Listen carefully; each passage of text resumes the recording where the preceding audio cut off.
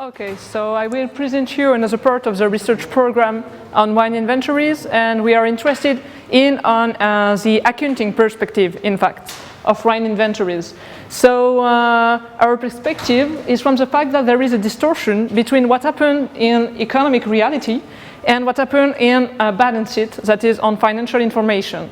In fact, we said that the wine production cycle is long and takes several years, except for primeur, for example, but the winemaking and aging process can take a long time, okay? So you get wine on the company for a long time, but when you have to report information on the balance sheet, wine inventories is an asset, and an asset in accounting could be current asset or non-current, but inventory have to be classified under current assets, that is short-term asset that has to be used or sold within 1 year. So there is a distortion, and we can ask about the faithful representation of accounting information in this specific case in wine industry.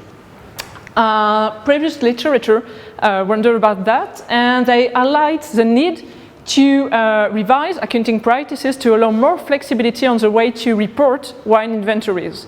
And in practice, even if it's forbidden, some Australian wine companies choose to distinguish between current and non-current inventories. Okay, it's forbidden, but they decided to do so because for them it was more informative.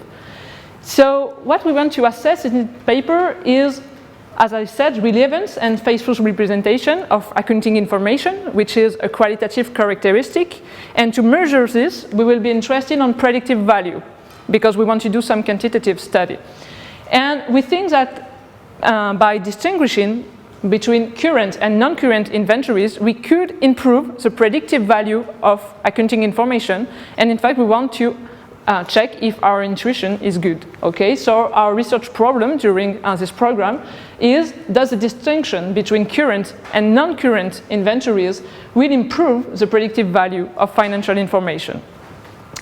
So our samples cover 14 years, is about 200 firms in France, okay?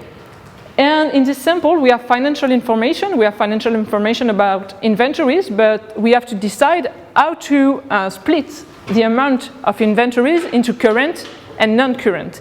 And we do this by using the same rules as Australian companies, that is, Australian companies considers as current inventories the amount of inventories that they will sell the ensuing year. Okay, so 1 year of sales is current inventories, and if you have more inventories, it's considered as non-current.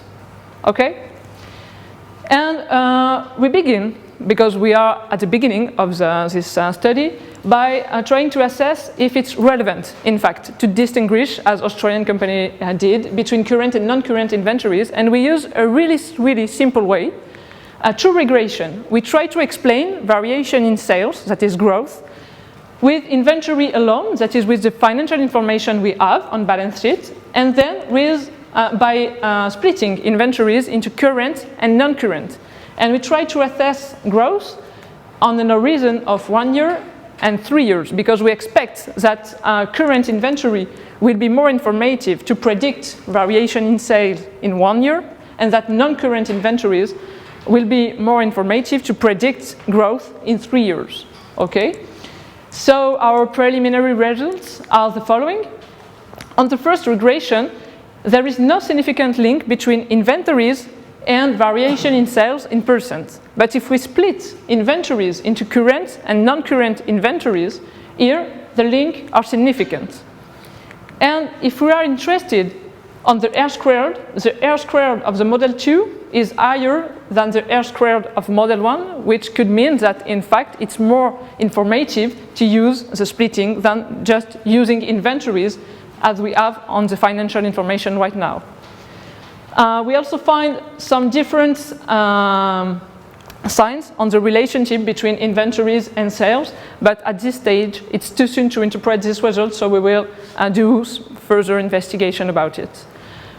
We just check for fixed effects because we have an unbalanced panel, and the results were the same. So in fact our perspective in this project, because it's still a work in progress, so we have to do some other tests, are threefold. First, from an accounting perspective, if we prove that in fact the distinction between current and non-current inventories will increase the predictive value, we can say to the regulator that it's better to allow the fact to report inventories into current and non-current.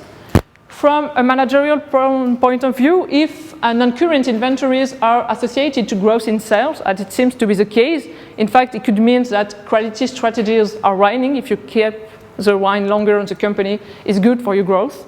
And another point is about business valuation. We talked about that with Carol, is the fact that if non-current inventories can increase sales, maybe when you are evaluating a vineyard and when you want to sell it or buy it, you should consider differently and evaluate differently non-current and current assets.